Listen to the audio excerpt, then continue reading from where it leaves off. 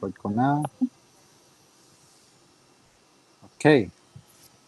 You're welcome po everyone sa ating continuation ng ating study on the fundamentals of the faith. So, salamat po sa masigasig na pagdalo. So we're about to start. May I ask everyone to join me with a word of prayer. Let's pray. Heavenly Father, we thank you once again, O Lord, that you have once again given us the opportunity to gather together as fellow believers and followers of Christ to study your word, because we are your servants, O Lord, and we are implored to do your will. And so your will is revealed to us in the only revelation that you have given man, and which is your scriptures, the Bible, which we have in our hands, O Lord. Thank you that you have given us the wisdom that we need for life, for faith, and in finding our purpose, O Lord. Glorifying you is the chief end of man, O Lord. And the way to glorify you, you have revealed in your word. Thank you that we have been saved by the blood of Christ, that you have graced us with your Holy Spirit to give us the discernment and the understanding to give us the mind of Christ, O Lord. O Lord, we are humbled by your grace and faithfulness, all your promises towards us, O Lord. And so with this study, may it sanctify our lives, O Lord. May we be convicted of sin, righteousness, and judgment through your word, O Lord, by the power of the Holy Spirit. Guide our minds, our hearts, and our mouths, O Lord, in this study. We seek only your glory and your glory alone. Thank you, O Lord, for your goodness and grace. In Jesus' name we pray. Amen. Okay. Hello, Bert. Kumusta? Hello, Pastor. Kamusta? Buti po. Okay. Hello, Papa Bart. Kamusta? Kumusta? Eto, ayos lang. Mainit dito.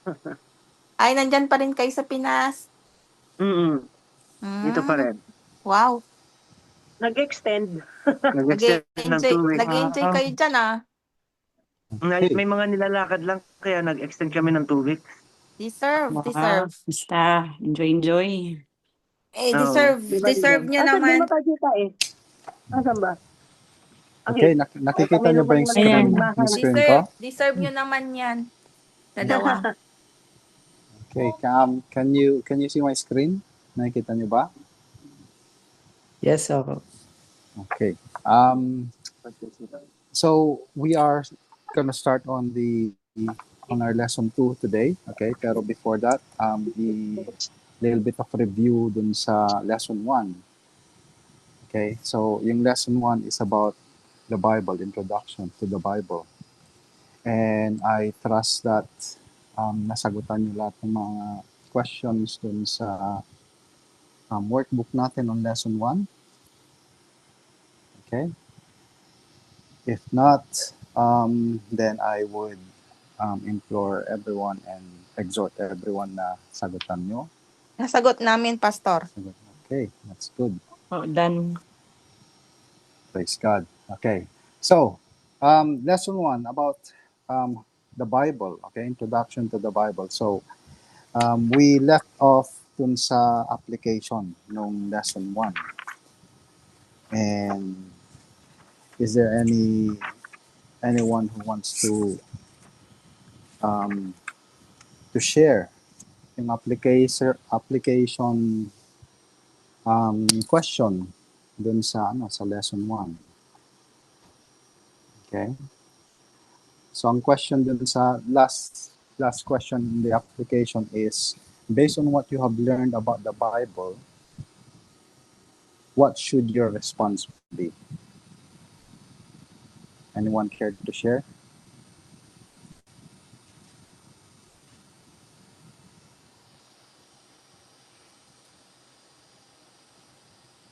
Ako itong response ko. Okay. Is that Lori? Okay. Sige, go, Lori. Yeah. My response should be to love God's word, believe it, and live by it. Read it regularly, trust it completely, and apply it faithfully in our lives. Amen. Praise God. Thank you. So, meron pa bang gagandang sagot doon? Basically, yun lang response eh. Di ba? Because you know that that the Bible is God's word, then we have to treasure it. Ibig sabihin, the only appropriate response is because it is God's word, it is the truth. It means, ito na yung pinaka-importanting bagay na nasa possession natin. Apart from our salvation, of course. Okay? So, yung salvation natin ay binigay sa atin, wala tayong control doon. Okay, you are saved by the grace of God. Tapos, ang binigay naman sa atin mismo na we have control over, okay, ay yung obedience natin to the Word of God. So that is how a Christian should define his maturity. In the end, yun ang yun ang talagang purpose ng lahat ng tao. We are created in the image of God. We are to reflect everything about God, and God came to us as a man in the person of Jesus Christ. And so imitating Christ is basically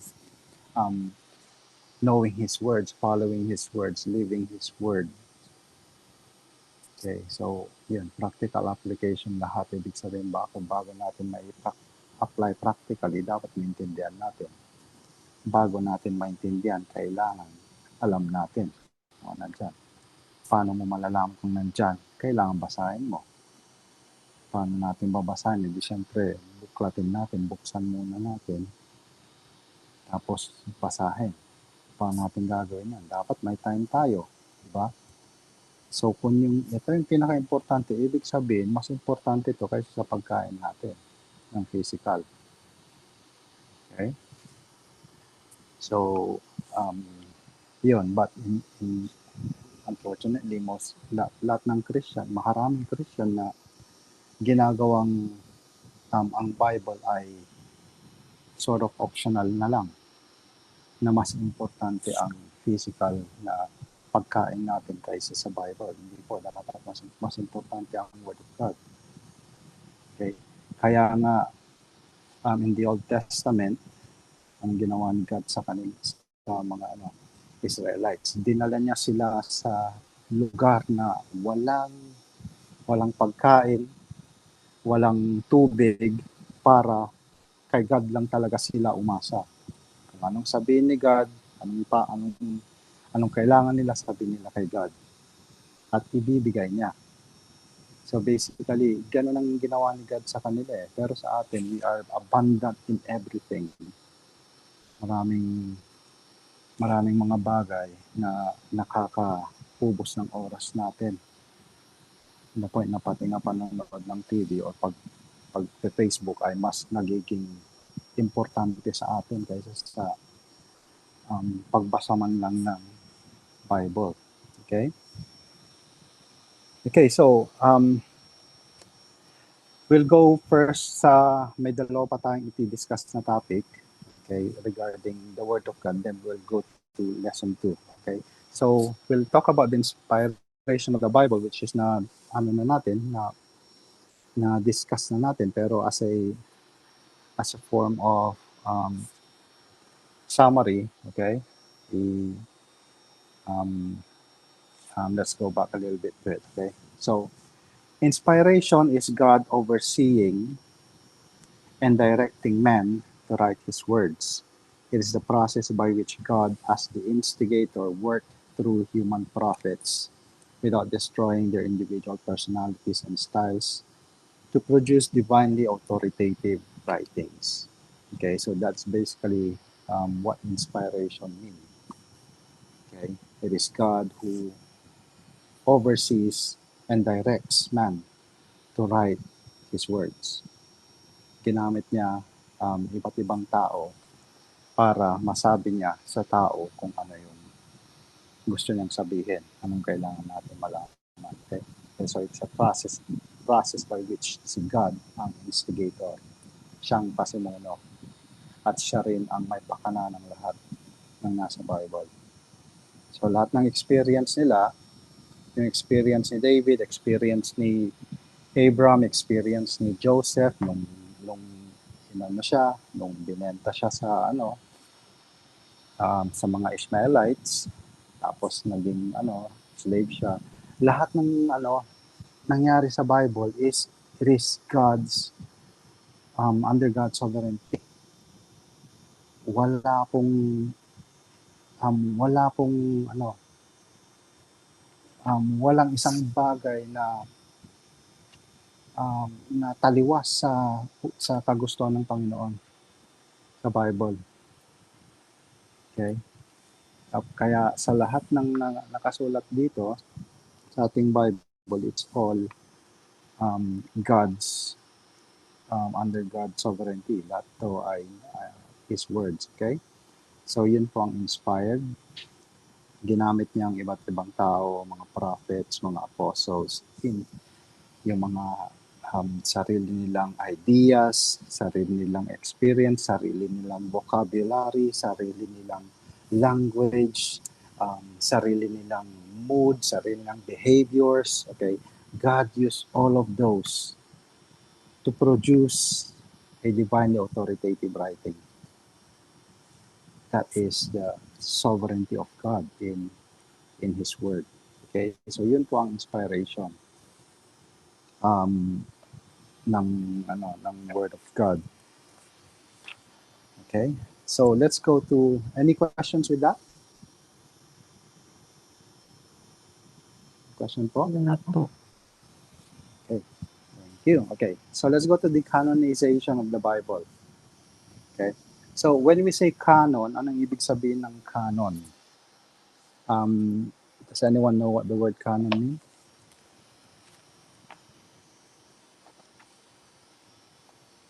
Okay. So ang canon po, ang ibig niya pong sabihin in the olden times is parang measuring stick or reed. It comes from the word from the Latin reed. Okay? Yung reed, ginagamit nila pang measure. Wala pang ruler noon. So pag mag-measure ka ng isang bagay, kailangan mo ng panukat. So yung mga reeds, usually, halos pare-parehas yung sukat ng mga parang parang sabihin natin, pagbaha sa Pilipinas, gaano kalalim yung baho, isang kawayan, ang lalim. Parang gano'n, di ba? So reed, it's a measuring stick na ginagamit nila. Okay, so the word canon just basically means a measurement, system of measurement. Okay, so paano na-canonize ang Bible? So when we say canonize is ano yung panukat na ginamit nila para sa pagpili ng mga libro sa Bible. Okay? Bakit 66 books at hindi 70, 72 or more? Okay? Bakit ang Christian Bible ay 66 books? Bakit kailangang nandito yung Ecclesiastes o kaya Song of Solomon o kaya James? Bakit? Sinong nagsabi na salita ng Diyos yan? Okay? So, yun po ang kailangan nating maintindihan sa canonization of the Bible. And in the Catholic Church, Um, so, ang mga Catholics, meron silang karagdagan sa Christian Bible. Dinagdag nila yung Apocrypha. Bakit sa Christianity, um, kasi I wouldn't consider Roman Catholic Church as true Christians, to be honest, okay, if you'll ask me. Bakit sa Christians, ang nireject natin ang Apocrypha? Bakit sa Catholic meron? Okay, so basically yun ang question. So, before we go to this discussion, we have to understand na God is in control of all things. So, when the people wrote the Bible, yung inspiration, si God ang nandoon, nagko-control doon. And so, even in the canonization sa pagpili ng mga libro na nasa Bible, si God din ang may control doon. Okay? So, God was influencing the people who were choosing the canon of Scripture. Nung pinipili nila, ano nga ba ang kailangang nandito sa Bible. At saka bakit nabuo ang Bible? Isa rin yun sa question. Okay? Kasi ganito yon. Nung namatay si Jesus Christ, di ba, nagsulat yung mga apostles ng mga sarili nilang gospels na Matthew, Mark, Luke, and John. Tapos, meron din kayong narinig na mga Gospel of Barnabas, Gospel of Mary Magdalene, di ba? Gospel of Thomas, narinig niyo siguro yon. Okay? Maraming mga ganon. Pero bakit hindi natin kino-consider na gospel yon? Okay? Kasi lumabas din yon, mga ancient documents din yun eh. Pero bakit ni-reject? Okay? Kasi ang nangyari, when Christianity was booming during the first century, maraming mga forgeries, maraming mga lumalabas na mga fake na followers ni Christ. Okay, so they made up fake prophecies. Okay? So, nung around 170 AD, merong isang tao, si Marcion, okay, na kasi may mga churches na nun, tapos yung mga different churches, they are teaching, meron na silang tiniteach na mga na mga books and mga epistles. Okay? Tapos ito si Marcion, na influensya ng mga Gnostics. So, ang ginawa nitong si Marcion ay kumuha siya ng mga libro na sabi niya, eto lang ang dapat ituro sa mga churches, sabi niya. Okay, pero nung tinignan nila yung mga pinili ni Marcion, he was under the influence of the Gnostics. Yung mga Gnostics kasi, yung mga ang belief nila, hindi sila naniniwala na Jesus Christ came as a man. Hindi sila naniniwala. Naniniwala sila na si Kristo daw ay parang espiritu lang. Kasi ang intindi ng mga Gnostics is that the physical world is evil. And so, kung naging tao si Jesus Christ, ibig sabihin, he was evil nung man siya. Kasi physical yung body niya. Pag sinasabi nila, hindi talaga naging tao si Jesus Christ. He was really a spirit. Okay, tapos ang dami pang So si Marcion was teaching that. Kaya nung mga tinignan nila yung mga pinili niyang mga libro, Bibles, mostly influenced ng Gnostics. Kaya yung church ngayon, nag-usap-usap sila, they form a council na kailangang i-correct natin to. Kasi baka paniwala sila kay Marcion. And so they formed the canon of the Bible na namili sila, nagdasal sila, and then they form a council na pipili sila, mag-i-organize na kukunin nila lahat ng mga libro na kaya nilang kunin. Tapos i-review lahat nila at i-reject yung hindi dapat nandyan. And so, yun ang ginawa nila to the point na ang dami nilang ni-reject and 66 lang ang napili talaga. Na these are only the the books that should be in the Bible. And so yun yung first, first Bible, first canonization. Sorry, 140 AD pala lumabas si Marcion, tapos mga 170 AD na canonize yung yung scripture. Okay? So yun, they were under the influence of the Holy Spirit. Of course, they're Christians nung ginawa nila yon, and then they set up different categories. Unang-unang category nila sa pagpili in the New Testament is that ano na nga ba yung mga tinuturo ng mga unang churches. Siyempre, mga 200 AD pa lang to. So, most probably, yung mga churches na tinalaga ng mga apostles ay buhay pa.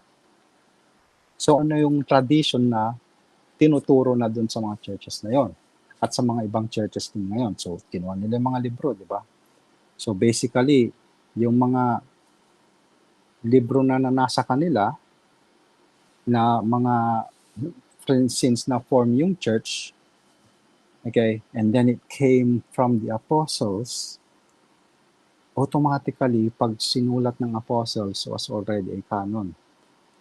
So, madali na lang nilang i-refute yung ibang mga hindi talaga kasama kasi maraming lumalabas dyan na maalalaman talaga nila na hindi sulat ng mga apostles.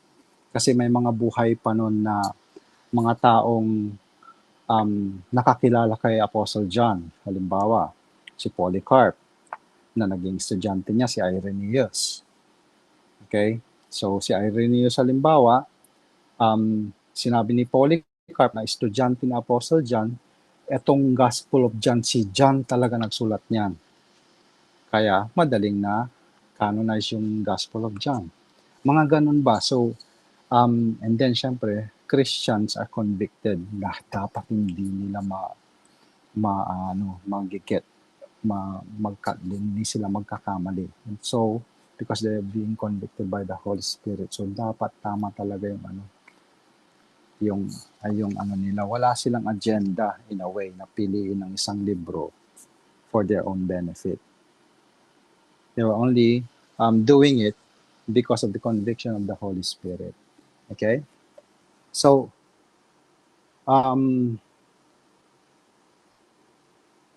ganun ang canonization, okay, of the Bible. Okay? So, ito yung mga different criterias ng okay? There are 8 prospective reasons for the 66 books. Okay? So, first is the testimony of God, the Holy Spirit, to the authority of His own word. Okay? Yung doctrine ng, halimbawa, yung doctrine ni Apostle John dun sa Gospel of John, since alam na nila na yun talaga ay sulat ni John. So, yung ibang books na nag-hold dun sa tinuturo ni John ay madali nang i-review. Tapos yung mga ibang Gnostic Gospels na against doon sa alam nilang kay John, ay madali nilang i-reject. So first is yung doctrine. Nag-hold ba yung doctrine ng isang book doon sa other writings na alam nilang tunay? Okay, so tinitignan nila yon. Next is prophetic authorship. Okay, sinulat ba talaga ng apostle? Okay, halimbawa yung mga epistles. Okay, most of Paul's writings are nagpapakilala siya. Okay, na ngayon yung mga ibang writings ay walang introduction kung sinong pero they can trace it back kasi it was still the first and second century nung nakuha nila yung books na yon. Okay? Number 3 is God's providential care in preserving that which He desires to preserve according to His own will. Providential care in preserving. So, it means madali nilang dahil God in a way, yung makikita mo na in a way dun sa prophetic authorship, tapos dun sa doctrines kung tama. So that is part of God's providential care. Okay, and then also kung merong mga false dyan na na under God's providentials na mga halimbawa na nawala in due time na hindi na mahanap, okay, those are part of God's providence. Na halimbawa nagkasunog tapos may isang libro na dapat wala doon at nasunog, okay, that's God's providential care. Okay? So God is also protecting His word. Okay? Then number 4, God's people responding in recognition of God's canon in faith and submission. So their conviction. Okay, their conviction in the doctrines. Alam na nila dahil tinuturo na sa kanila yun. Okay, many of the books in the present canon claim to be the Word of God. Okay, so pag ang isang scripture it's claiming to be the Word of God. Okay, then of course madali mong kunin yon para i-review kung tunay nga. Pag nag-hold siya dun sa ibang doctrines. Okay? In regard to the Old Testament, Christ validated the Old Testament book. So in case of the Old Testaments, ano ba yung mga ginagamit ni Jesus Christ, mga kina-quote niya? Okay? Na mga books sa Old Testament. So those are also considered canon. Okay, in regard to the New Testament, Peter recognized Paul's writings as being equal with Scripture. Paul recognized Luke 10:17 as Scripture in 1 Timothy 5:18. So si Peter, ni-recognize niya yung writings ni Paul na mahirap pang intindihin, sabi niya, pero tinitwist ito ng ibang tao tulad ng pag-twist nila sa ibang Scripture, sabi niya. So ibig sabihin, si Peter, nilalagay niya yung writing na Apostle Paul as equal sa Old Testament scriptures. And so we know they therefore were convicted that Paul's writings were scripture. Kasi si Peter mismo, kino-consider niya na yung writing ng mga epistles ni Paul were also scripture. Okay? Okay, and also Paul, yung writings ni Luke, kino-consider niya rin as scripture. Okay? So these arguments may be used to support the inclusion of the books that are in the present-day canon. The books that are in the Bible have the quality of inspiration and were recognized by the early church as authoritative. Okay? So that is how the canon of Scripture was produced. Okay. Believability of the Bible. Bakit tayo maniniwala sa Bible? Okay. So first of all, if you're talking to an unbeliever, and let me implore everyone to think, okay? Pag halimbawa, may kausap tayong isang unbeliever, tapos may question siya regarding sa Bible, hindi siya naniniwala sa Bible. Ipakita mo nga sa akin na talagang salita ng Panginoon yan. Salita ng Diyos yan. Okay. How will you answer that non-believer? Okay? Anyone? Paano natin may explain or paano isasagot natin pag nagtanong yung isang non-believer ng proof regarding sa Bible? Daming contradiction dyan sa Bible. Sabi nila. Okay? May isang atheist, sabi niya, hindi ako naniniwala sa nagsasalitang donkey, sabi niya. O nagsasalitang ahas. Bakit ka, para ka namang bata, sabi nila. Maniniwala ka sa mga kwento-kwento na may nagsasalitang ahas, nagsasalitang mga hayop. Yun fable yun di ba? Okay, now how will you answer? How will you respond to those predicaments, yung mga ganon? Okay? Anyone? Mayroon ba kayong idea paano? Wala? Okay. Wala pang na-encounter eh. Wala pa. Okay. So, thank you at praise God at wala pang in-encounter na gano'n. Okay? Kasi, sigurado pero halimbawa pag meron kayong na-encounter, do you know what to say? Alam niyo ba kung anong sabihin niya? Pag challenge kayo na ipatunayan mo nga yung Bible mo. Ang nasa isip ko, hindi ako magpag-argue. Oh, Bahala. ano. Actually, Pastor, may kasama ako sa work before. Mhm. Kinwestiyon niya ako, sabi niya, hindi actually ako, lahat kami sabi niya, how can you prove to me that your God is good when He kills babies? Mm. Eh, syempre, hindi ko rin naman alaman sagot. Nagagaya ni Lori, hindi ko din alaman sagot sa kanya. Pero, ayun, sabi niya, kinwestiyon nga niya kami ganun before na, if there's the so-called God, then why does He kill the innocent babies? Mhm. Ayun, di ba? Mga ganong tanong, di ba? Mahirap sagutin. Okay? Wala akong sagot. Pero dapat and kasi in a way magtatanong ka rin sa sarili mo di ba? Correct. Parang oo nga, paano kaya 'yun, di ba? Kasi sa akin ganun din experience ko 'yun.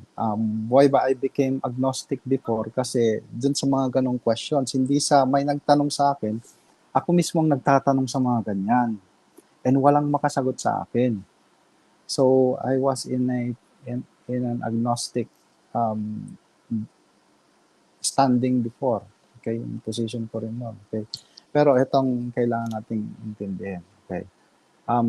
So pag ang non-believer ang nag-question sa atin to prove something about our faith, about what we believe, we have to understand something. Okay. Sabi ni Apostle Paul sa Romans chapter 3,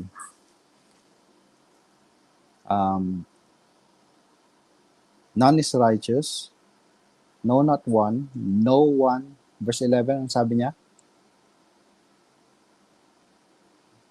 Verse 11, ang sabi niya dito? No one No one understands, understands.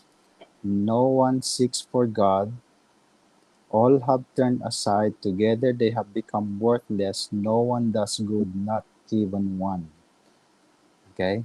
Their throat is an open grave. Talagang ang sinasabi lang nila para barahin ka. Okay, para sirain ka. They use their tongues to deceive, the venom of asps. Ang nga unbelievers itong dinidescribe ni Apostle Paul. The venom of asps is under their lips. Their mouth is full of curses and bitterness. Their feet are swift to shed blood. In their paths ruin and misery, and the way of peace they have not known. There is no fear of God before their eyes. Okay. So paano mo papatunayan sa isang tao na ang sabi ni God through the Apostle Paul, hindi niya maintindihan. No one understands. Paano mo papatunayan ang Bible kung hindi niya maintindihan? Paano mo papatunayan ang question nila tungkol sa Diyos mo kung hindi nila hinahanap talaga yung sagot? Yung question nila sa atin, especially kay Chi, na regarding God. If your God is good, bakit niya pinapatay mga bata, ganon, is not a genuine question. Okay? Hindi sila nagsisik ng genuine answer eh. They're only saying that to kasi they are already convinced and they only want to shut you out. Okay? So what do? Do we just stay quiet and not say a word? Okay. Pwede ako sumagot, Pastor Aris. Yes, bro. See you, Bert. Actually, gusto ko lang mag-share. If any question, such things as raised like, bakit pinapatay ang children? Usually, it also comes from the Bible. Mm-hmm. So, nagkaroon sila na idea by someone sharing them about what's happening in the Bible. Same thing as yung answer din matahanap natin sa Bible. Mm-hmm. The only thing is they only quoting one verses in the Bible like killing children, but that's the reason why we're studying this we're doing this Bible study is we need to equip ourselves para pag nag-raise ng questions such things, prepare tayo para sagutin yon. Kasi just like the yung story ng the Amalekites, kung bakit ineraise ni God yan, pati yung mga babies, mga bata. Kasi ilang taon, I think for 40 years o 400 For, years silang pinagbigyan ni God para magbalik loob kay God, pero hindi nila ginawa. Bagkus inuusig nila ang bayang Israel. Kaya so enough na yung time na yun para mag-decide si God na ksain sila, pati yung mga bata, para i-erase sila. So ang ibig ko lang sabihin is, para masagot natin yung mga ganong tanong, kasi hindi natin pwede ring baliwalain lang yung tanong nila.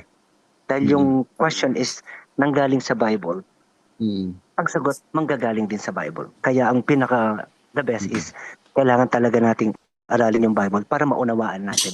Not only verse by verse, but the whole story kung bakit nangyari yung mga ganong bagay. Yun lang, Pastor Alex. Okay. Thank you, Bert. Thank you dun sa share mo. Okay. Okay, ma'am. So, I wouldn't try to go down the rabbit hole dun sa sinabi ni Robert, pero there is a sense in which may tama, and no offense, Bert, I'm not saying I don't agree, okay?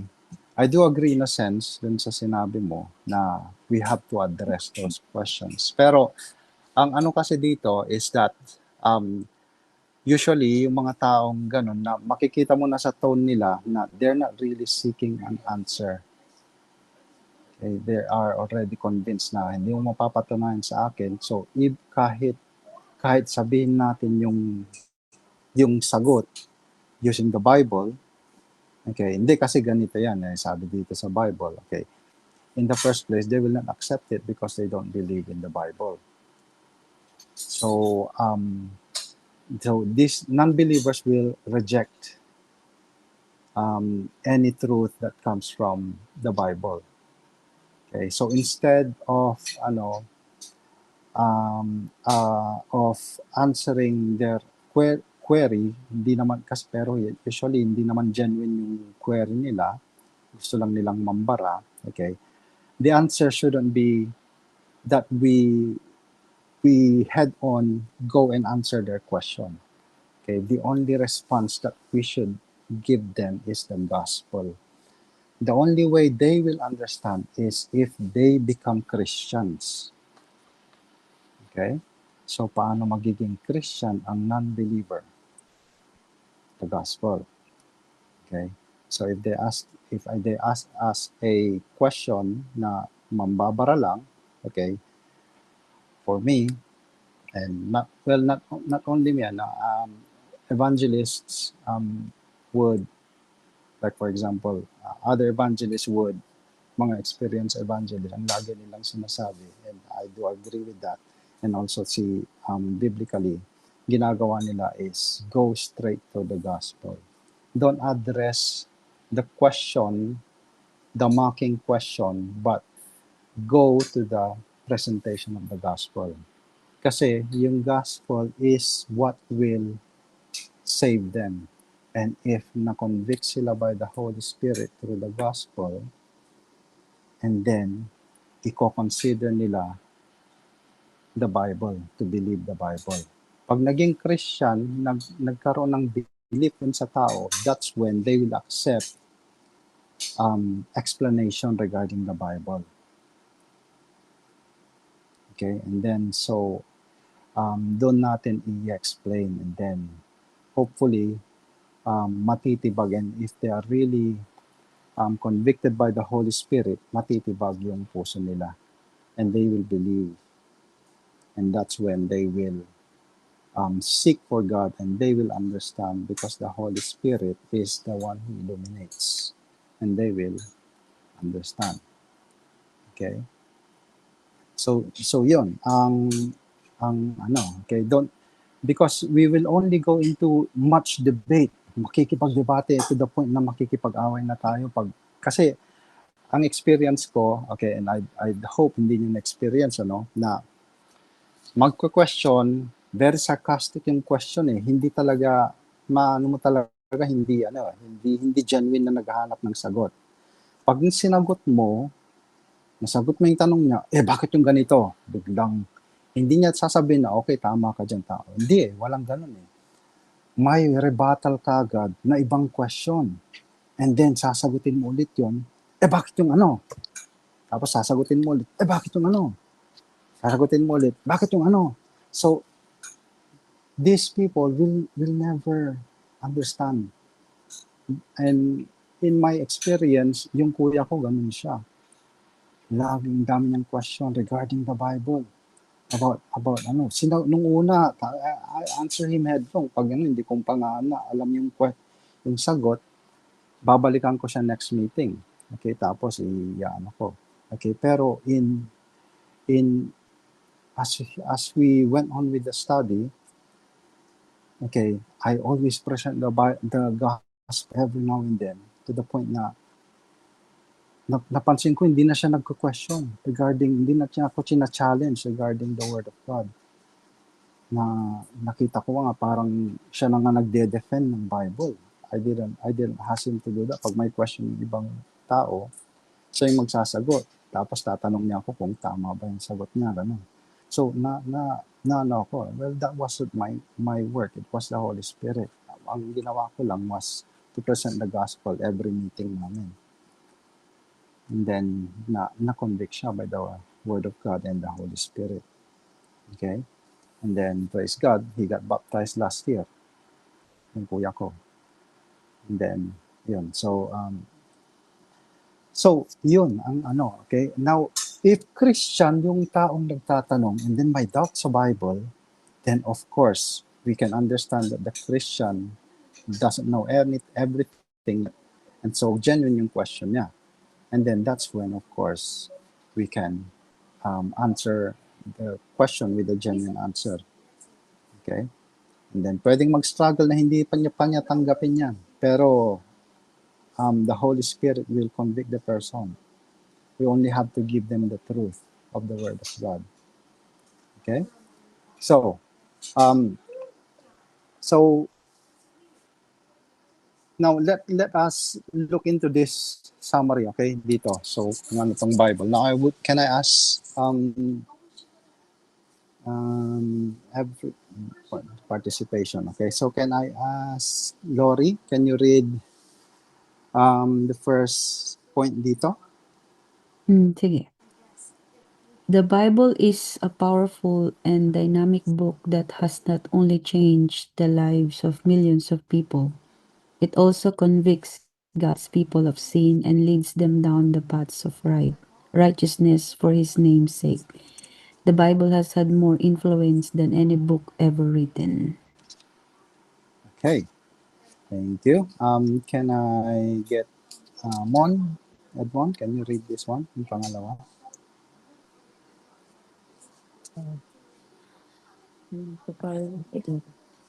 Number 2. Yung second. No. Ayan. Yung This one, the Bible Ito. is... Ay, ito. the Bible is historically accurate, giving credible evidence for creation, fossil records, and so on. Okay. Thank you. Chi, can you read this one? Alin po kasi? So, Yung, si Luna. Ayan. Ordinary men wrote the scriptures. In fact, John and Peter were both fishermen, while Matthew was a tax collector. God did not use the philosophers of the day. Rather, he used common men to write an uncommon book. thank you. Can I ask, okay, Bert, nandiyan ka? Or, sino kasama mo dyan, Bert? Nandiyan pa si Riza?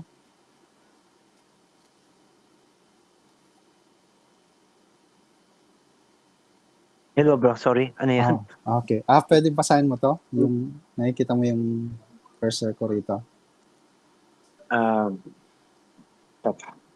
The Bible is internally consistent. Is also internally consistent.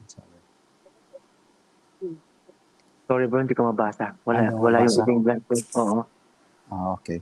Sige. May nasa baba kasi baka hindi mo makita. Okay, so basahin ko to, medyo mahaba na. Nasa ibang bahay kasi ako eh, sorry. Ay, okay. Sige. So, the Bible is also internally consistent, That is, there are no errors or contradictions. The Bible was written over a period of 1,600 years by 40 different authors in 3 different languages. Yet the Bible remains without errors and contradiction. Those who oppose God and His Word have sought to discredit the Bible. However, no man has ever found information in the Bible that can be proven to be wrong. No book has been more scrutinized than the Bible, and it still stands strong as God's infallible Word. Okay? So meron pa tayong dalawa. Okay? Can I ask Ate Joy, can you read this one? First point sa taas. Epo. Jesus Christ himself confirmed, teka lang po, sorry. Wala Okay. po yung mata. Jesus Christ himself confirmed the believability of the scriptures. Jesus believed in the law and prophets, Matthew 5, verse 17 to 18. Believed in Jonah, Matthew chapter 12, verse 40 to 41. And believed the historical narrative of Sodom and Gomorrah, Matthew 10, verse 15. Okay, thank you. Okay, so ito ang mga binabasa natin. Okay, it's not, hindi naman siya, crucial, pero it's something that can help us to strengthen our conviction regarding the Bible as God's Word. Okay? So, in a way, tinitignan natin dito yung mga evidences. Okay? Which I know, because we're all Christians, we'll accept. We can accept. And even though may doubt kayo, okay, you can research on your own if you want. Okay? So, Jesus Christ, sabi niya dito, siya mismo nag-confirm ng believability of the scriptures. Ibig sabihin, dapat mong paniwalaan ang scripture. Okay? Because he believed in the law and the prophets, because he uses them, he quotes them. Okay? He alludes to them. Okay? And then he, not only in the prophets, the writings ng mga prophets in Ezekiel, Jeremiah, Isaiah, okay? He also believed in Jonah when he refers to his sign. Okay? Yung 3 days in the belly of the fish, Jonah. Okay, Matthew 12, 40 to 41. So he used the story of Jonah. Okay, and then he also believed in the historical narrative of Sodom and Gomorrah. This is during the time of Abraham. Wala pang Israel noon. He believes that, Jesus himself, in Matthew 10:15. Okay? So there are various prophecies concerning the Messiah that confirm the believability of the Bible. Itong mga ibang mga mga pinili lang na mga evidences regarding the prophecies. Okay? So first prophecy is the birthplace of the Messiah. Was predicted 700 years before his birth, saying that he would be born in Bethlehem. It was prophesied by Micah, okay, in the Old Testament. That Jesus was to be born in Bethlehem, and then it was fulfilled. Okay, you can see that in Luke chapter 4 to 7. Another prophecy is Christ would be born of a virgin. Okay, Isaiah prophesied that in Isaiah 7:14, and it was fulfilled. Jesus was born of a virgin, the Virgin Mary. Okay, you can see the Matthew 1:18 to 25. Next is Jesus' triumphal entry into Jerusalem was predicted 700 years before it occurred. We can see that prophecy in Zechariah chapter 9 verse 9 was fulfilled in John chapter 12 verses 12 to 15. Okay. Another is Christ's crucifixion and suffering were also prophesied 700 years before its fulfillment. Psalm chapter 22 verses 14 to 18 fulfilled in John 17:23 to 37. So Psalm was written more than 700 years. Okay, Isaiah was prophesying 700 years before Jesus. Okay, the suffering servant. Okay, but the book of Psalms was written. This was written by David about 1,200 years before Jesus Christ. Okay, he predicted the crucifixion, and then it was fulfilled. And it was very detailed, detail by detail. Talagang, it was undeniable. Okay, so each of these prophecies can be used to help believers strengthen their resolve about the believability of the scripture. Okay, so Christian, you can believe the Bible. It is true. And if you still have doubts, then I would suggest you do your own research. Okay. So the Bible was written over a period of 16 centuries by 40 different authors, yet it is remarkably consistent. Prophecies made about events that could occur hundreds of years later were fulfilled. It has proven to be historically accurate. Most important, the Bible claims to be the Word of God. The Bible has all the marks of being the inspired Word of God. Okay? Now, the Quran doesn't claim to be the Word of God. Okay? And in fact, daming inconsistencies with the Quran. Okay? I don't want to go into that detail. Okay? Pero kung in in in a private chat, if you want to know anything about it, then feel free, let me know, and then I can give you some explanation regarding why the Quran is not the word of God. Okay. Okay, so with that, tapos tayo sa lesson 1. Okay? So, like sabi ni Lori kanina, ang gagawin anong response natin regarding the word of God, okay? We have to read it, we have to live it, we have to understand it, believe it, we have to take time in it, reflect on it, and then let it infiltrate not only physical na binabasa lang for the sake na basahin na para masabing, oh, nabasa ko na yung Bible. Okay? It's one thing to read the Bible cover to cover. It is another thing to understand what it says. If our duty is only to read it, tapos hindi naman naapektuhan yung buhay natin, it didn't do its work. Okay? Our purpose is to be renewed by the word of God. Okay? So, let's go to the second lesson. Okay? Go to the introduction of this lesson. So, how to know the Bible, since convinced, and I hope we're already convinced about what the Bible is, that it is truly the Word of God. And so if you have been convinced already, and you already believe it, and then I pray that you are now convicted that you have to know it. We have to know it. That we have to live by it. So the second lesson is how to know the Bible. Okay, how to know the Bible. And our memory verse is 2 Timothy chapter 2 verse 15. 2 Timothy chapter 2 verse 15.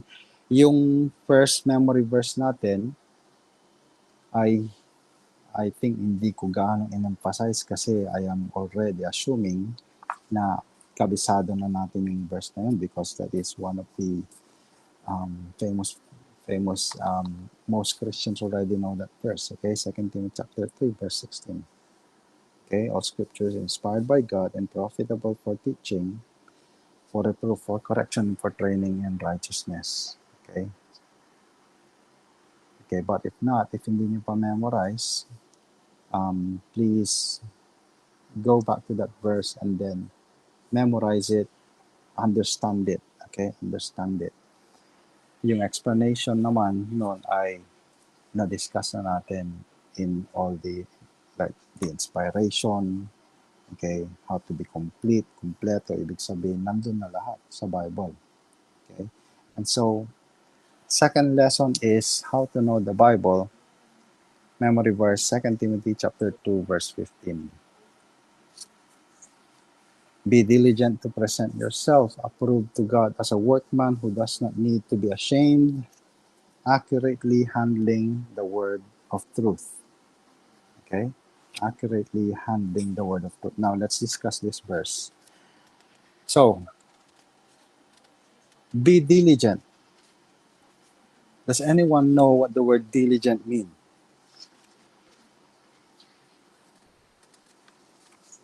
Anyone? Like I said, hindi lang dapat i-memorize or basahin. Okay, we have to understand it. So we have to define words. Okay? Anyone know what the word diligent means?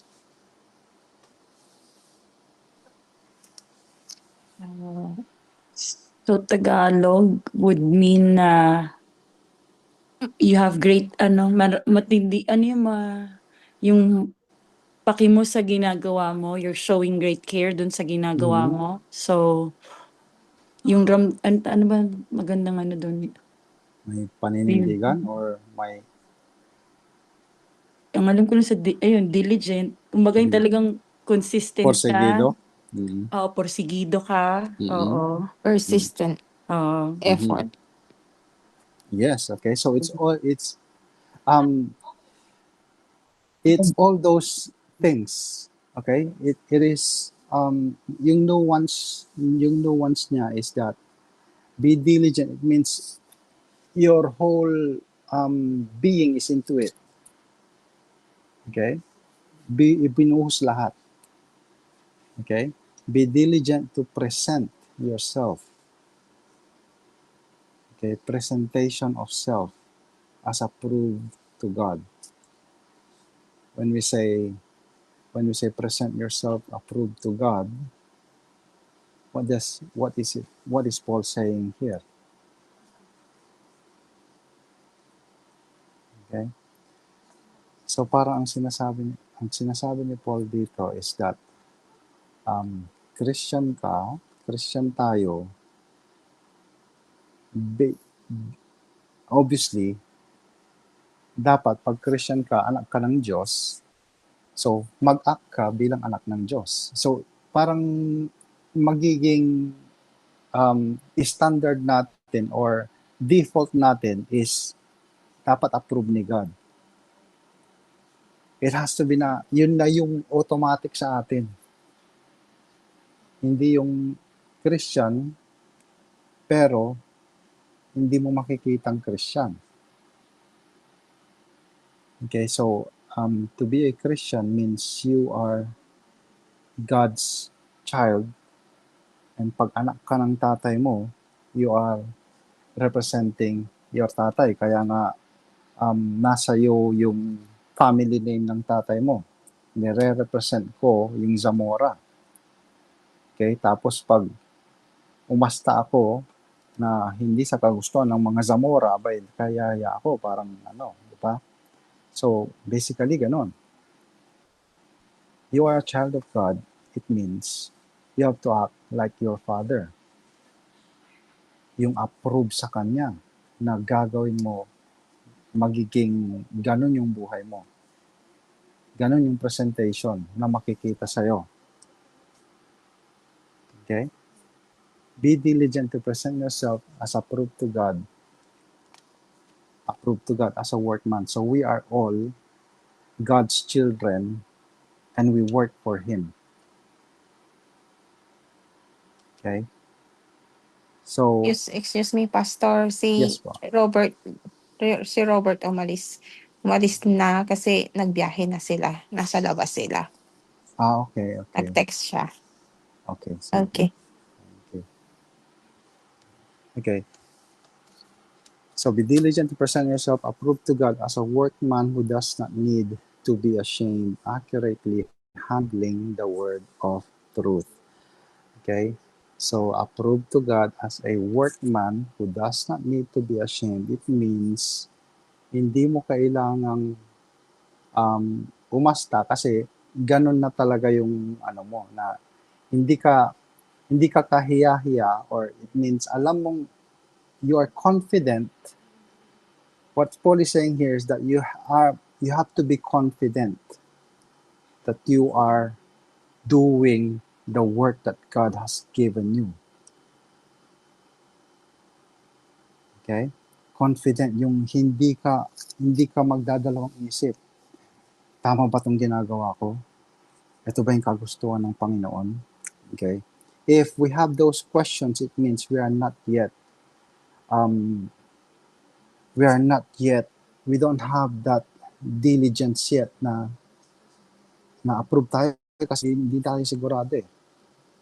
Okay? So, ang sinasabi ni Paul dito, dapat ang buhay natin ay dumating tayo sa point na alam natin na confident tayo na I am doing God's work. Okay? Not to the point of boasting in doing God's work.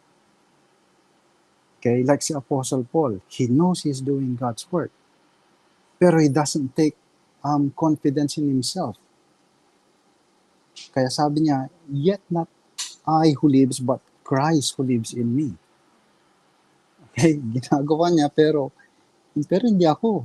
Si Christ. It's the glory of Christ. Okay?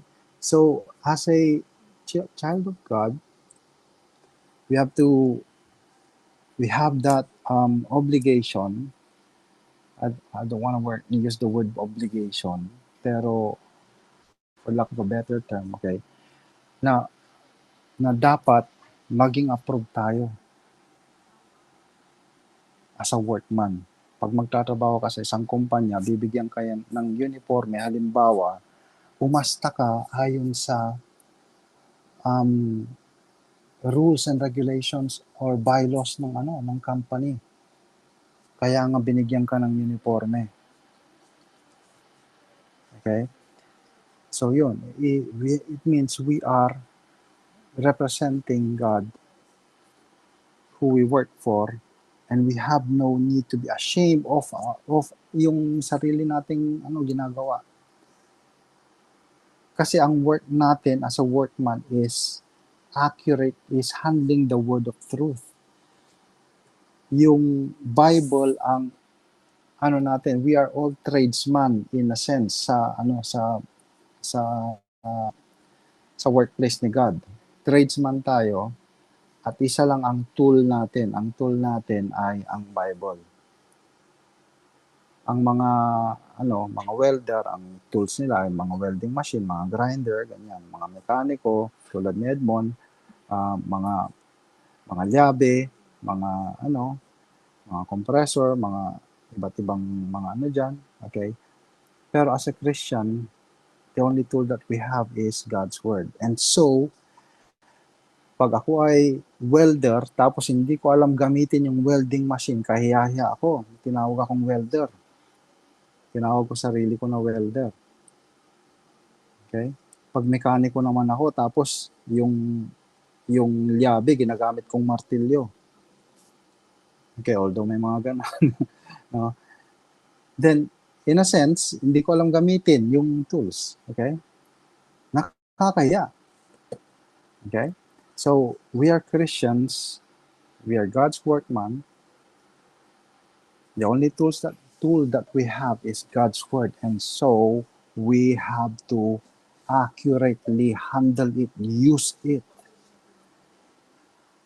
dun sa tamang paggamit. So, paano mo natin gagamitin? Dapat alam natin kung ano to. Kung ano yung sinasabi. Hindi yung quote lang tayo ng quote ng verse ng Bible para tamaan ng ibang tao. Para makita nila na, magaling to sa Bible. That's not the point.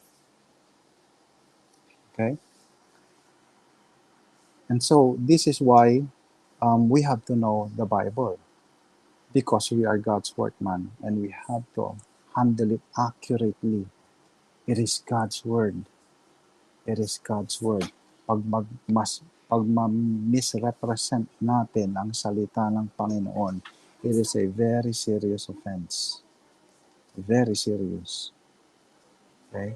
Pag i-misrepresent mo nga ang kumpanya mo, you'll get fired. Okay? So it is very serious. Kaya ang daming na-expose ngayon ng mga Christians. If you're not familiar, okay, si Todd White, na-expose, although in-expose na dati ng mga, I don't know if you know these Christians, or mga charismatics, okay, who claim that they have certain authority given by God through them, na may power sila to, because they are servants of God. And though they exploit people with this so-called authority nila. Okay? I don't know if you're familiar with this, pero it became very very transparent dahil in-expose sila ni Mike Winger. Okay, you can search it in YouTube. Usually yung mga Pentecostal churches kasi they are in a way focused on yung mga sign gifts. Okay, but we'll go into that later. Okay, we're not gonna discuss it here. Okay, kasi there's a time for that. So anyway, so that is that is what Paul is saying here in 2 Timothy chapter 2 verse 15. So this is our memory verse for second lesson. Okay, so did everyone answer their question? The question in this workbook? Nasagot niyo ba? Have you read your workbooks? If not, then okay, read it for next lesson, okay, next meeting. Okay. So, let's go to the.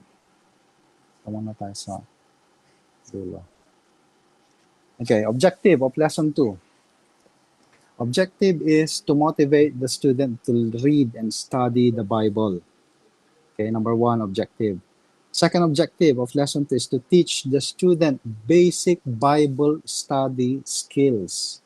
Okay? Ang isang objective actually ng ginagawa natin is to make everyone who is attending, okay, approved. Okay? Approved worker. Ibig sabihin, confident ka na hindi mo misrepresent ang Panginoon through His Word. That is what we want to do to all Christians. Hindi yung Jeremiah 29:11 lang ang alam nating iko, tapos mali pa yung paggamit natin dun sa verse na yun.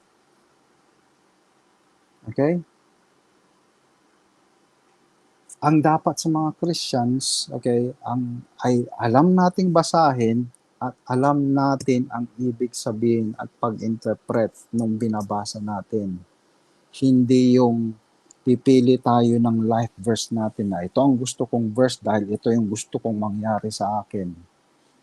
Gusto ko na ako ay maging prospero sa buhay na to. So ang life verse ko ay Jeremiah 29:11. I know the plans I have for you, plans to give you a future, prosper you, etc.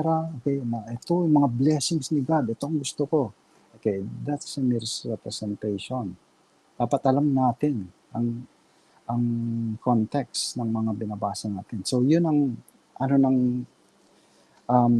lesson natin. Okay?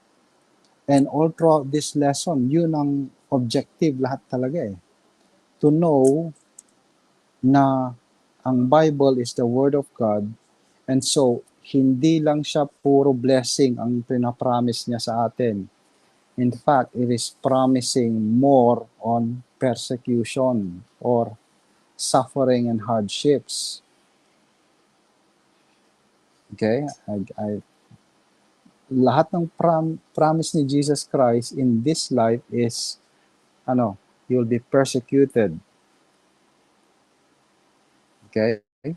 Because they persecute me. You'll be hated. Okay? Yung mga apostles, you'll be thrown out of the synagogue, sabi niya. They will bring you in front of kings na mag-ano ka sa mga ari, i-judge ka. Okay? Walang prinamis si Jesus Christ na, oh, you'll have your own mansion with 16 cars and fat bank account. Walang promise na ganon. Ang promise ni Jesus Christ sa mga ganon is in heaven. Sa heaven mo makukuha ang prosperity, not in this life. Although, God did not promise na hindi ka ipo-prosper dito. Okay? There's no such promise. So it means, if you're a true Christian and then God prospers you in this life, that's part of the mystery.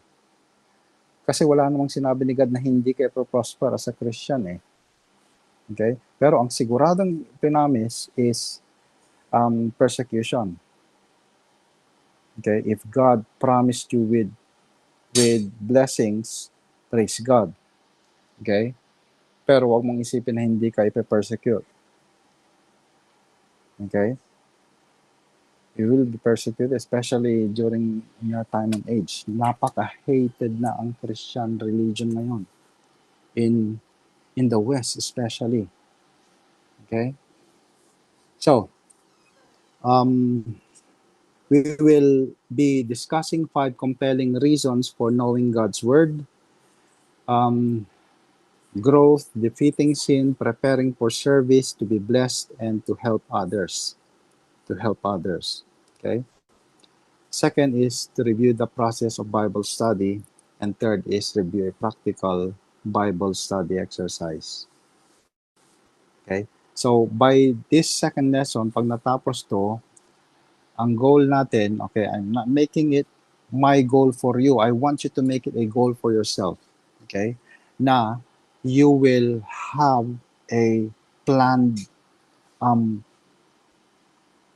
practical Bible study on your own. Okay? Hindi lang mag-aantay tayo every week para sa lesson natin. I want everyone to have your own.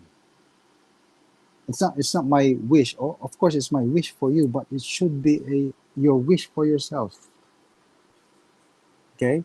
So if you're a Christian and then you still don't have a devotion to read the Bible, okay?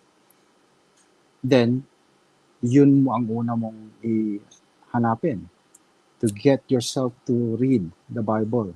If you're already doing that, pero hindi mo pa i-study, then I hope that you'll get motivated in na wag kang makontento sa pagbasa lang. Go to the next step, study. Okay? Study. And then pag ginagawa mo na yun, nagre-read ka na, nag-i-study, okay? Go to the next step in teaching. Okay? You can start with your kids. Of course, syempre, yung iti-teach mo yung kabisado mo na alam mo. Talaga. Okay? Huwag ka munang magpupunta sa sovereignty of God. Baka madapa ka pa doon. Okay? Kung hindi mo. Pero if you're already confident with that, then by all means, by the grace of God, then do it. Okay? And the only way you can be good in doing something, in something, is to keep on doing it. I'm not saying na the first time na nag-start ako ng Bible study, there were times na mali yung mga nasasabi ko. Don't be ang lang is that you have to have the humility to accept if you said something wrong, and then to repent of it, and to be encouraged and to praise God na alam mo napatawad ka ni God, ni Jesus, and to give Him back the honor and glory for your fall, and then your conviction that He has already forgiven you, and that you've learned from that. Okay? So, sanctification process. Okay. So, common questions regarding lesson 2. How do I study my Bible instead of just simply reading it? Why is the Bible sometimes hard to understand, even for Christians? Do you have these questions for yourself? Have you asked this before? Yes, before. Mhm. Yes, of course, lahat tayo. Okay? Lahat tayo, we've been through this. Okay? And if you're still in this, and hopefully by this, and I'm confident, not just hoping, I'm hoping kasi alam kong totoo. Okay, hope is trusting in what you cannot see, na alam mong mangyayari na. Okay, that is hope. Okay? So I'm confident that we will all, when we finish this, we will all progress with our Bible study on our own. Okay? So if you're not don't have a devotion yet, by the end of this, you will have a devotion to read and to study your Bible. Okay? So there are yes. Okay, timekeeper, 2 minutes. Meron ba tayong mga questions before we before we close? Ako may question para sa lahat. Yes po. Ano, Go. pag gagawa ka ng devotion or magde-devotion ka, Mhm. ano mas maganda? Araw, tanghali, gabi? Anong may mga time ba na dapat gantong oras o gantong, yung alam mo yan, yung ganong mga bagay? Mhm. That's a very good question. Okay. Does anyone want to answer that before I give my own? Okay. Yung very yung convenient sa'yo, yung totoong makakapag-focus ka, yung time na totoong makaka-reflect ka at makaka-focus kang mag-read ng Bible. Kasi kung kunwari pero ang very ideal kasi yung paggising mo sa umaga or before matulog, parang gano'n yung pero depende pa rin, parang kung ako kasi kunwari may standby period, dun ako nagfo-focus talaga kasi very silent, wala kang iniisip, nandun ka lang. Parang mas may solitude kumbaga. Mas naaaral ko talaga, mas nakakuwen ko siya, na-absorb ko siya. Kasi 'pag nasa bahay ka na bilang mother 'di ba, ang dami mong gagawin. Mamanduhan mo pa yung mga anak mo, ganyan-ganyan. Depende kasi sa tao 'yan, Sisi, kung ano yung mas maa-absorb mo, yung binabasa mo talaga. Any time of the day. Okay. Kasi Para sa meron akin, para sa yeah, akin. I kasi don't know meron kung tama 'yan sagot ko. most of the time talaga sa'kin sa kotse, Sa kotse ka. Mm, Yun talaga mm. yun talaga yung ano ko talaga sa kotse. Yeah, Kasi yung mga dun iba lang sa talaga CR ako pa nga, eh. Mm. Mm. Ayan. Mhm. Yung question ko naman para sa lahat. Sa akin naman, Maybe yung mga iba, ako mayroong sagot. effective sa akin, Lori, napansin ko rin nung huli, morning. Kasi 'pag evening nandun na yung pagod na, tas nagiging parang pampaantok na siya na ang nada-digest ko lang, barya-barya lang. So 'pag binababalikan ko siya parang di ko naintindihan ganun pala yun. And then parang ngayon gusto kong practice kasi saan ba 'to na use the physical book daw for reading ng Bible. Totoo yan. Mhm. Kasi kapag yung phone, nandun yung temptation na 'pag nagbabasa ka, poop, may nag-pop up, wala na.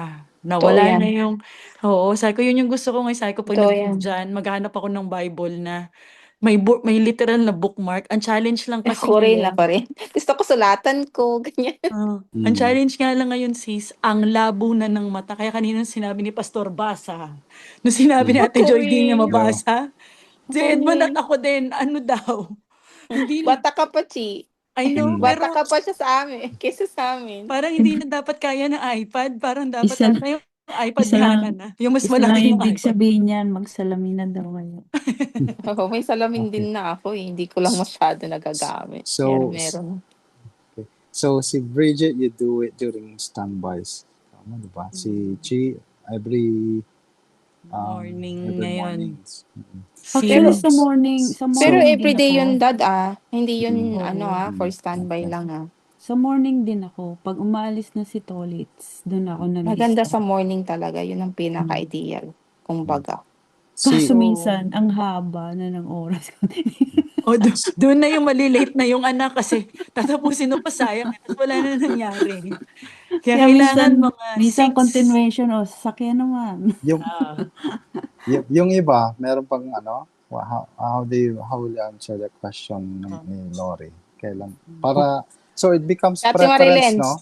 Sige, Ay, po. Si Tita Layan. Tita Lion.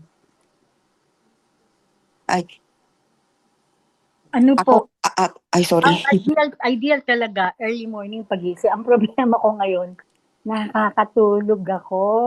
Hindi ko natatapos. Parang, kasi nung hindi pa ako nagre-retire, talagang early morning bago ako pumasok sa office, talagang inaano ko yan. Kasi pag hindi ako nakapag-devotion, ang gulo sa opisina, ang daming problema, ganyan-ganyan. So, nung nag-retire na ako, sabi ko, I have all the time. Kasi retire na. Ang nangyari nga, very ironic, when I have all the time, at saka nawala yung time ko na talagang early morning. So, ang ano ko ngayon, ang pinipilit kong ma-achieve bago mag-lunch. Yun yung time na hindi ako aantukin, yung pagod. Kasi pag gabi naman, tama yung sinabi, nakakaantok, pagod ka na, nakakatulugan ko naman. So, sabi ko, ano ba to? Kung kaya naman ako nag-retire, tsaka pa ako maraming oras, saka naman ako nilanakaw ng oras ng kalaban. Kaya nga maganda po, Tita, yung talagang yung convenience sa'yo na makaka-absorb ka Yung Kasi quality reading ba, Tita? Parang ganun. Gusto mo nga ng early morning, kaso nakatulog ka naman, sa gabi naman, pagod ka na. So, I'm trying to do it in between the breakfast and the lunch. Yung time na, ito, kagigising mo lang so hindi ka na antokin. Tapos, hindi ka pa naman kumakain. Kasi after lunch, ang napansin ko, antok na naman ako. Kaya ang pinipilit kong ma-establish ngayon, yung before lunch. I'm still doing it, hindi ko pa na-master, pero yun ang inaano ko talaga, yung before lunch, para hindi pa ako pagod, hindi ako antok. At saka tawag dito yung wala nang hurried time para pumasok sa office. Dati, maalis ka na alas 5, dumadating ka na alas 6. Wow, talaga, struggle. Pero mas matindi ang struggle ngayong nag-retire ako kaysa nung hindi pa ako nag-retire. Yun ang experience ko. The more akong may time, the more na ninakaw. So, yun ako ngayon. So po yan. That's my struggle now. So, please pray for me na ma-establish ko yung devotion ko talaga. Kasi, ang gulo talaga pag di ka pag-devotion, parang yung buong maghapon mo, parang scrambled egg ba? Ang gulo-gulo. Kaya alam ko yun, sabi ko na hindi kasi ako nakapag-devotion, kaya left and right ang issues, kaya kailangan talaga. Saka hindi ka makapag-decide ng tama Tama. hindi ka pa nakapag-devotion. Pag hindi ka nakakonect talaga. Kasi pag hindi ka connected, wala. Para kang, wala lang. Yun ang struggle ko ngayon Minsan tulala ka na lang, ano bang gagawin? Hindi, parang nawawala wala kang, hindi ka nakakonect. Hindi katulad ko nakakonect ka talaga. Very smooth, inaayos ni Lord yung yung schedule mo. Yun ang sinabi sa Bible, di ba? Praise the Lord. So, Naniniwala ako dyan sa sharing mo, Tita Layan. Si Ate Marilyn kaya. Sa umaga din po, pagising, saka anytime of the day, pag walang ginagawa. Lalo na yung nasa Pilipinas ako kasi yung body clock ko is Australia pa rin, alam ni Che. Australia ang gising, tulog Philippines. Pag tilaok ng manok ng 2:30, nagigising na ako. Nagbabasa na ako ng Bible. Hindi po. Napaka-fruitful ng vacation mo, Ate Joy. So, yan. Amen. Praise God. So, at least most of us already have meron na tayong na-establish na Kailangan pang it's still rough between the edges, pero we already have that conviction to study the Word of God. And that is, yun ang importante doon eh. Yung conviction eh. Ang mahirap yung walang ka-conviction to do it. Okay? Kasi, and then, ang daming reason. Kasi ganito, pagod ako, or whatever, okay? Pero, it's good that we get convicted because that is the Holy Spirit who convicts us. It means, if you are convicted, you're really a Christian because nako-convict ka. That's the work of the Holy Spirit. The Holy Spirit is the one who convicts the world of sin, righteousness, and judgment. Okay? So, we can rejoice that we are convicted to read and to study our scripture. Okay? Now, we have to push ngayon into studying.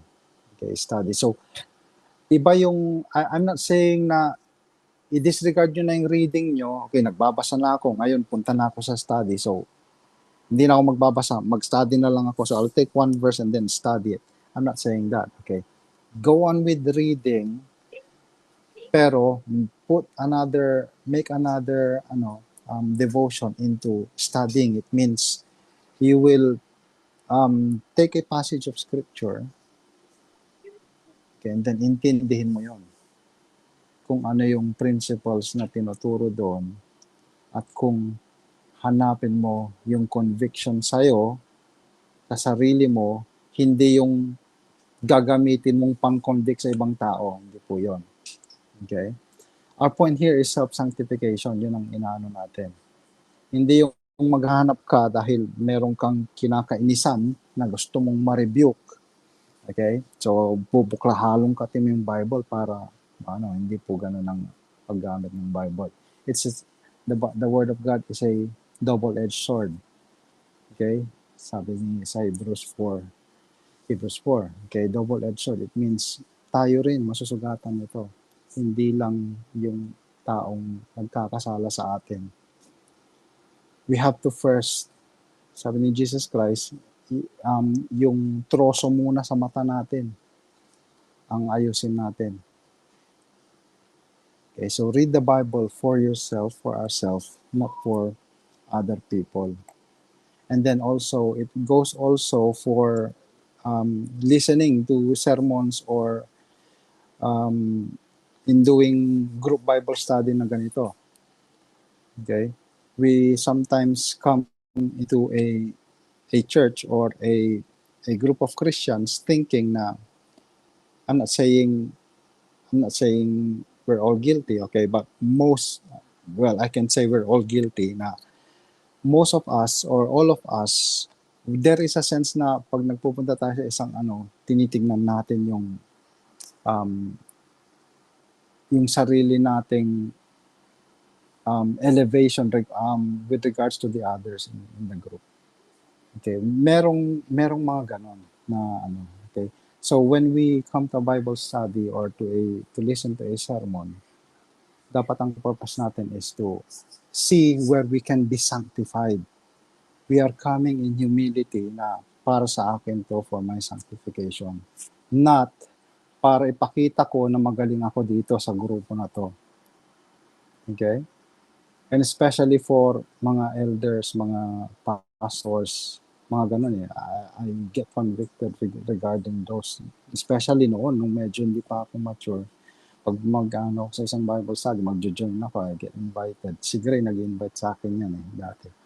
And meron yung superiority complex na parang marami akong alam. Ganun. I wanna join because I wanna show them that I know and that I already am a Bible. I'm already mature in the Bible and how I understand it. So, ganun yung we have to get over that immaturity. Okay. We are all here for our own sanctification and for our own growth in maturity. Okay.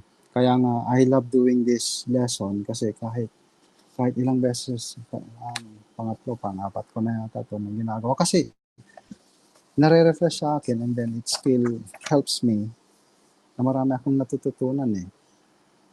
Okay?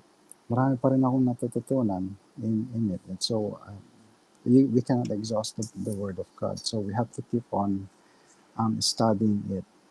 Okay? So, yun, when we've already established that reading discipline, we go to studying by adding studying to our reading. Ang teacher po, ang unang natututo talaga, pagka nagtuturo kayo, ang teacher ang unang natututo. Kasi nagtuturo po ako sa Sunday school. Ang dami kong natutunan na hindi ko alam before, but because of the lesson na tinuturo namin, siyempre bago ituro, aralin mo, ang dami kong natutunan. That's true. Oh, that's true. Kaya nga before we go on to this study every week, I have to go back. Kahit alam ko na, pero nire-review ko pa rin. And then, may mga nakikita ako na I missed before. Okay?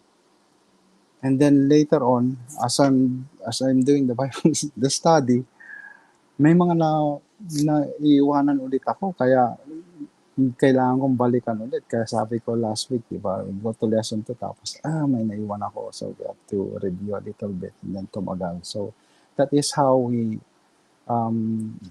we get through it, okay? We don't exhaust the Word of God, and praise God na marami siyang binigay na time sa atin to study it. Okay, so isa yun sa mga kagandahan ng nandito sa Zoom, dahil nasisave tayo sa oras sa pagbiyahe.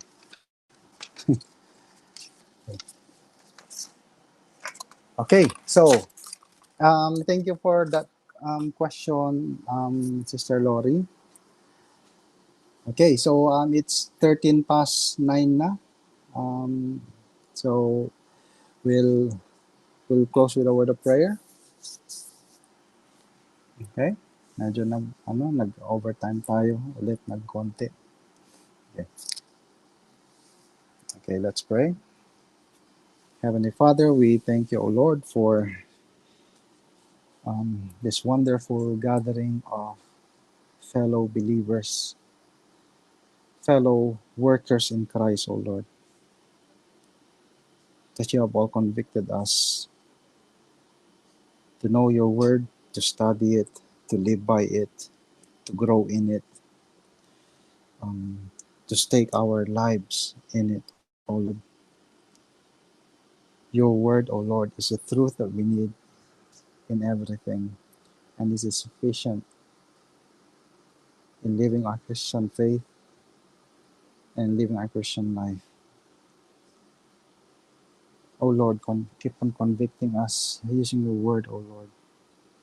Expose us to the hidden sins that we may not know of, O Lord.